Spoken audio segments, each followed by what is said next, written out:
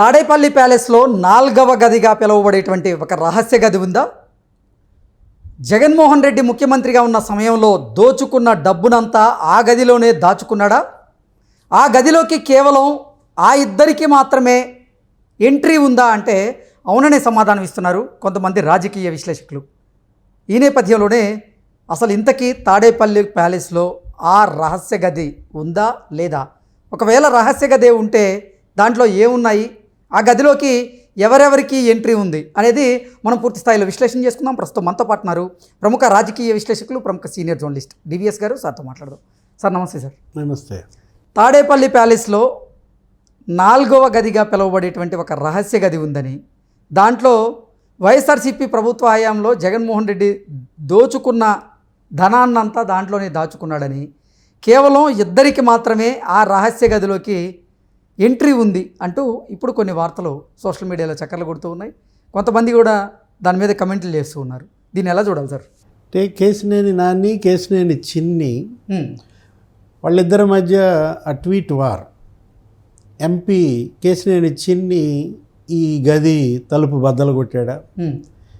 ఏది చిన్ని బయటపెట్టిన ఈ సీక్రెట్ రూమ్ తాడేపల్లి ప్యాలెస్ అనగానే నీకు గుర్తొచ్చేదేంటి? అది ఎప్పుడో 2019లోనో ఎప్పుడో ఆయన గృహప్రవేశం చేశాడు.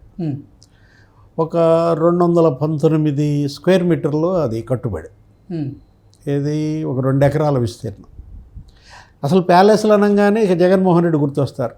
ఏది నీకు బెంగళూరు యలహంక ప్యాలెస్ అది 28 ఎకరాల్లో కట్టాడని, లేకపోతే లోటస్ పాండ్ హైదరాబాద్ ప్యాలెస్ అది 64,000 స్క్వేర్ ఫీట్ అని, అసలు అదొక 75 బెడ్రూమ్లు ఉంటాయి ఎక్కడ లోటస్ పాండ్లో. ఇప్పుడు అసలు ఈ తాడేపల్లి ప్యాలెస్లో ఎన్ని బెడ్రూమ్లు ఉంటాయి, ఎన్ని గదులు ఉంటాయి? ఎందుకంటే అతను లగ్జరియస్ లైఫ్ ఎవరిది? జగన్మోహన్ రెడ్డిది. అసలు విలాసవంతమైన జీవితం అన్నమాట. ఎక్కడ చూసినా అసలు అతన్ని మనం చూసాంగా ఋషికొండ ప్యాలెస్, ఏది దగ్గర నీకు ఆ కమోడ్లని అంతంత ఖరీదైన, అసలు బంగారపు కమోడ్ అని, లేకపోతే కుర్చీలని. గాలి జనార్దన్ రెడ్డి ఇతను అదే, ఇద్దరు కమల పిల్లలే కదా విలాస జీవితాల్లో. ఇప్పుడు తాడేపల్లి ప్యాలెస్లో ఇప్పుడు ఈ 4వ గది అనగానే నీకేం గుర్తొస్తుంది? అక్కడెక్కడో అంట పద్మనాభ స్వామి టెంపుల్ అనో ఏదో ఉంటుంది, తెలుసా? అది స్వామివారి ఇట్ట పడుకుని ఉంటాడు. సార్ ఎన్ని గదులు వరుస పెట్టి ఒక్కొక్క గది తీస్తుంటే నేలమాళిగలన్నీ ఓపెన్ చేస్తే ఇప్పుడు ఒక 5-6 గదులు ఓపెన్ చేశారు. అసలు నీకు తిరుపతి స్వామి గారిని ఇంకెక్కువ ఉన్నాయి ఆయనకి సంపద. అసలు లక్షల కోట్ల సంపద అక్కడ. మరి అప్పటి ఆ ట్రావెన్కోర్ రాజులు అక్కడ నిక్షిప్తం చేయడము, వాళ్ళ ప్రజల నుంచి పీడించి వసూలు చేసిన పన్ను స్వామివారి దగ్గర వాళ్ళు నేలమాళిగల్లో భద్రపరచటం.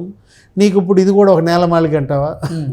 ఇప్పుడు ఈ 4వ రూమ్ అనగానే అక్కడ ఏం జరుగుతోంది తాడేపల్లి ప్యాలెస్లో? అందులోకి ఇద్దరికే ప్రవేశం అన్నాడు. ఎవరు? కేశినేని చిన్ని. ఎవరా ఇద్దరు అంటే వీళ్ళిద్దరు. ఎవరు? కసిరెడ్డి రాజ్, ధనుంజయ రెడ్డి. ఓకే, అంటే ఆ రహస్య రూమ్లోకి ఎంట్రీ ఇవ్వనందుకే విజయసాయి రెడ్డి వైఎస్ఆర్సీపీకి గుడ్ బై చెప్పి బయటకు వచ్చారంటే ఏం చెప్తారు సార్? అంటే గతంలో ఉండేదేమో, ఓకే, కొంచెం తేడాలు వచ్చిన తర్వాత రావద్దని ఉంటారు. ఆ రూమ్లోకి రావద్దన్నందుకే ఆయన మరి ఇంత సీరియస్ అయ్యి ఇవాళ కుండ బద్దలు కొడుతున్నాడా? ఓకే, ఇప్పుడు ఈ కుండ బద్దలు కొట్టాల్సింది కూడా విజయసాయి రెడ్డి. ఇప్పుడు కేశినేని చిన్ని చెప్పాడు. అసలు 4వ గదిలో ఏం జరుగుతోంది, ఏముంది అనేది బయట పెట్టాల్సింది, ఆ కుండ బద్దలు కొట్టాల్సింది కూడా ఎవరు? నువ్వు చెప్పిన విభీషణ్ రెడ్డి, విజయసాయి రెడ్డి చెబితే తప్ప దానిలో ఏం జరుగుతుంది అనేది మనకి బయటికి రాదు. ఇవాళ యాక్చువల్గా కసిరెడ్డి రాజ్ లేకపోతే ధనుంజయ రెడ్డి వీళ్ళిద్దరూ ఏది జగన్మోహన్ రెడ్డి గారు కుడి ఎడమ భుజాలుగా ఈ అక్రమ సంపాదన, ఈ అవినీతి కుంభకోణాలు, ఇటు లిక్కర్ మాఫియా డాన్, కర్త కర్మ క్రియ ఎవరు? కసిరెడ్డి రాజ్ అన్నాడు. అసలు నీకు రోజుకి 2 కోట్ల చొప్పున మరి వాళ్ళ వసూళ్ళు అదేంటి? ముడుపులే 3,200 కోట్లు ముడుపులు వసూలు చేశారని. అసలు అనిల్ రెడ్డి ఎవరు? ఆ జార్జి రెడ్డి కొడుకో ఏమో మరి అతను. వైఎస్ అనిల్ రెడ్డి అటు లిక్కర్ మాఫియాలో ఆయన పేరు పడింది, అసలు శాండ్ మాఫియాలో ఆయనే డాన్ అన్నారు. అతను ఎంత వసూలు? రోజుకి 8 కోట్లు. ఇది 2, అది 8 ఎంత? 10 కోట్లు రోజుకి నీకు అక్కడ వచ్చి వర్షం పడుతుంది. ఈ మొత్తం ఈ డబ్బు లెక్క పెట్టాలంటే నీకు దగ్గర 280 కౌంటింగ్ మెషిన్లు అంట. ఎక్కడో చూశాను నేను, ఎక్కడో చదివా ఏదో మీడియాలోనే. 280 కౌంటింగ్ మిషన్లు, 3 షిఫ్ట్లు అంట, 900 మంది సిబ్బంది అంట. ఇది తెలుగుదేశం వాళ్ళు ఆరోపించారా ఏదో మొత్తం నాకు తెలియదు, కానీ మీడియాలో నేను చూశాను, సోషల్ మీడియానా మరి మెయిన్ స్ట్రీమ్ మీడియాలో. కానీ 900 మంది సిబ్బంది ఏంటి నీకు? మరి అసలు ఈ 280 కౌంటింగ్ మిషన్లు అంటే అసలు ఎంత డబ్బు వసూలు చేశారు? ఇప్పుడు ఇక్కడే మనకు కనపడుతుంది, ఇసుక మీద 8 కోట్లు, ఇది 2 కోట్లు, రోజుకు 10 కోట్లు వస్తున్న నేపథ్యంలో ఎట్లా చూసుకున్నా కానీ నెలకి 300 కోట్లు, నీకు సంవత్సరానికి అక్కడే 3600 కోట్లు అనమాట. నగదు, ఓన్లీ క్యాష్. అసలు వాళ్ళు మద్యమే ఎంత అమ్మారు? 1,00,000 కోట్ల మద్యం అమ్మితే అందులో 99,500 కోట్లు క్యాషే అన్నారు. ఈ వచ్చిన క్యాష్ అంతా ఇప్పుడు ఈ 4వ గదిలో లెక్క పెడుతున్నారా? 4వ గదిలోకి వాళ్ళిద్దరికే మరి ప్రవేశం ఉందంటే వాళ్ళిద్దరూ అంత జగన్మోహన్ రెడ్డికి 2 కళ్ళ. ధనుంజయ రెడ్డి ఐఏఎస్ కదా, ఆయన ఏంటి అసలు సీఎం పిలిస్తే తప్ప వెళ్ళకూడదు ఇంటికి. ఆ రోజు ఏదైనా మీటింగ్ ఉంటే వస్తారు, లేకపోతే లేదు. ఆయన సెక్రటేరియట్కి వెళ్ళాలి. అవును, ఎక్కడ సీఎంఓ ఉండేది సెక్రటేరియట్లో. అట్లాంటిది జగన్మోహన్ రెడ్డి ప్లాన్డ్గా ఏం చేశాడు? అసలు ఏది వేసినా ప్లాన్డే మనాడు, మామూలుగా స్కెచ్ చేయడు కదా. సెక్రటేరియట్కి వెళ్తే బాగోదు, అక్కడ అసలు అందరూ చూస్తుంటారు, నన్ను వెళ్ళటం రావటం ఈ కదలికలు అని చెప్పి సెక్రటేరియట్కి వెళ్ళటం మానేశాడు. సెక్రటేరియటే ఇక్కడికి పెట్టుకున్నాడు, సీఎం క్యాంప్ ఆఫీస్లోనా? తాడేపల్లి ఇంట్లోనే సీఎంఓ, సెటిల్మెంట్లన్నీ అక్కడే. ఇప్పుడు అదే ఎవరిని కిడ్నాప్ చేయాలన్నా పిఎస్ఆర్ ఆంజనేయులు అక్కడే కదా. ఎక్కడ కాదంబరి జత్వాన్ని కిడ్నాప్కి ప్లాన్ వేయటం, కాంతిరాణ టాటాని పిలిపించడం, విశాల్ గున్నీని పిలిపించడం. అంటే ఇవాళ పిఎస్ఆర్ ఆంజనేయులు అతను పోలీస్ పరంగా అతన్ని స్కెచ్లు అతను వేస్తుంటాడు, రిపోర్ట్ ఎప్పటికప్పుడు పొద్దున ఒక రిపోర్ట్ ఇస్తుంటాడు, ఈవినింగ్ ఒక రిపోర్ట్ ఇస్తుంటాడు, ఇంటెలిజెన్స్ చీఫ్గా. సరే, అది వేరు. ఇప్పుడు ధనుంజయ రెడ్డి వసూళ్ళు ఏంటి, లేకపోతే కసిరెడ్డి రాజు వసూళ్ళు ఎటు తెలుసు. ధనుంజయ రెడ్డి ఏంటి అసలు పార్టీ వాళ్ళ దగ్గర వసూలు చేశాడా? ఇప్పుడు టికెట్లు బీఫామ్లు ఇచ్చింది కూడా ఆయనే. అప్పుడు నీకు తెలుసు, మనం అప్పట్లో ఎన్నికలకు ముందు మనం వీడియోలు కూడా చేసి ఉంటారు, ఏది మీడియాలో కూడా వచ్చాయి. ఒక 4 కౌంటర్లు ఉంటాయి. జగన్మోహన్ రెడ్డికి ముందు వెళ్ళాలంటే అంటే 4 గదులు అనమాట. ఆ 4 కౌంటర్లో మొదటి గది ఏమో వాళ్ళ బాబాయ్, ఏది వైవి సుబ్బారెడ్డి కూర్చునేవాడు. ఆ కౌంటర్ దాటి అక్కడ మాట్లాడుకుని అక్కడ ఇవ్వాల్సినవి ఇచ్చుకుని ముడుపులో మరి మొత్తానికి 2వ కౌంటర్లోకి వచ్చామనుకో, అక్కడ ఎవరుంటారు? Vijayasai Reddy. Okay, second counter, ఇందాక నువ్వు చెప్పిన విభీషణ్ రెడ్డి. ఆయన దాటుకుని వెళ్ళాల్సింది 3వ కౌంటర్లోకి. అక్కడ ఉండేది సకల శాఖ మంత్రి, ఓకే, ఎవరు? సజ్జల రామకృష్ణారెడ్డి. 3 కౌంటర్లు దాటినాకే 4వ గదిలోకి ప్రవేశం. 4వ గది ఎవరు? వీళ్ళిద్దరే. ఎవరు? ధనుంజయ రెడ్డి, కసిరెడ్డి రాజు అక్కడ ఉంటారని. ఓకే, అంటే జయ విజయుల. ఇప్పుడు జయ విజయులు అంటే మళ్ళీ నువ్వు దేవతలు, అదేదో విష్ణుమూర్తి. ఇవాళ జగన్మోహన్ రెడ్డికి వీళ్ళిద్దరూ జయ విజయులుగా. ఓకే, వీళ్ళని దాటిన తర్వాతే బిగ్ బాస్ దర్శనం ఉంటుంది, బీఫామో లేకపోతే బాగా పని చేసుకోండి అనడమో. ఈలోపు రక్తం పీల్చినట్టు పీల్చేస్తారా ఈ 4 గదుల్లోనే జలగలు వచ్చిన వాళ్ళని వచ్చినట్టుగా.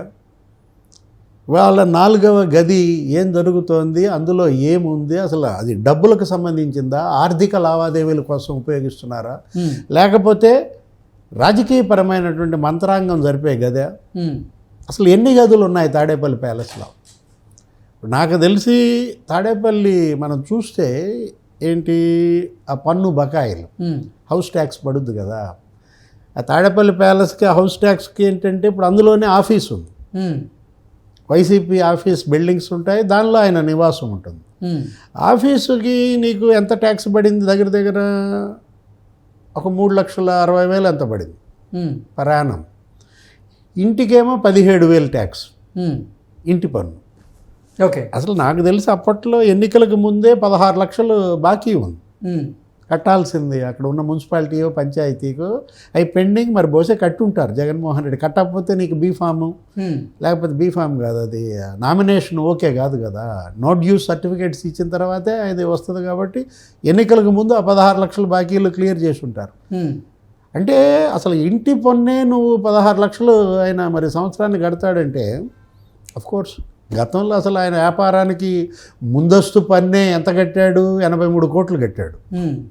నేను చెబుతోంది ఎప్పుడు సంగతి, ఒక 10 ఏళ్ల క్రితం సంగతి. ఎంపీకి నామినేషన్ వేసేటప్పుడు అసలు దేశంలోనే అత్యధిక ముందస్తు పన్ను కట్టిన ఎంపీ అభ్యర్థి ఎవరు? జగన్మోహన్ రెడ్డి. ఎంత కట్టాడు? 83 కోట్లు కట్టి పారేశాడు. అసలు దేశంలోనే సంపన్న సీఎం అని కదా. ఎవరు? ఆయన మొన్న ఇచ్చిన అఫిడవిట్లో ఎంత ఉంది నీకు? ఆయన పేరు మీదే 600 కోట్లు ఉంది.